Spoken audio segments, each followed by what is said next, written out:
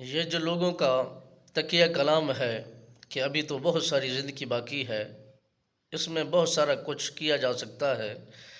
اور اپنے لیے آخرت کا سامان اکٹھا کر لیں گے۔ آپ نے سنا ہوگا جو کچھ دن پہلے نواب شاہ کی طرف وہ ٹرین حادثہ ہوا ہے، اس کے اندر کتنے لوگوں کے گھرانے کے لوگ تھے اور انہیں کتنا خوشیاں ہوں گی اور کیا منصوبے ہوں گے، کیا ان کے ذہنوں میں باتیں ہوں گی، کہ کیا ان کی تیاریاں ہوں گی۔ یہ سب چیزیں ہونے کے باوجود انہیں موت کی خبر نہ تھی، موت کی کیفیت کو انہیں معلوم نہیں تھا کہ ہم اپنی منزل تک پہنچیں گے کہ نہیں اور ہمارے مقاصد پورے ہوں گے کہ نہیں۔ انسان کی زندگی بس اتنا ہی ہے کہ اس کو چاہیے کہ ہر گھڑی، ہر لمحہ، ہر وقت اپنی موت کی تیاری میں رہے کہ کہیں بھی اس کا وقت بھی ختم ہو سکتا ہے، اس کا نوالا بھی ختم ہو سکتا ہے، اس کا لقمہ بھی آخری ہو سکتا ہے۔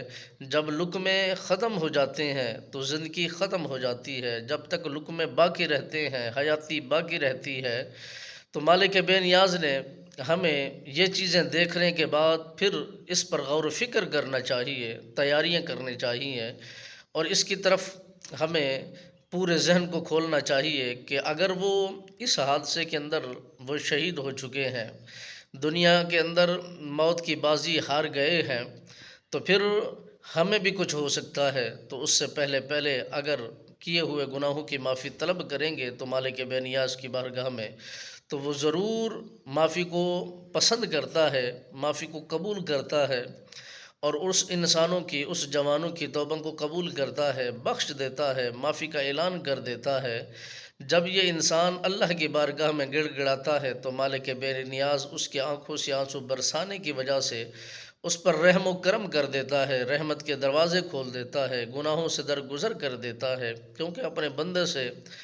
ماں کی محبت سے 70 گنا زیادہ پیار جو کرتا ہے، اس لیے گناہوں کی معافی کرنے میں وہ دیر نہیں کرتا۔ انسان مانگنے میں دیر کرتا ہے، لینے میں دیر کرتا ہے، کوشش کرنے میں دیر کرتا ہے،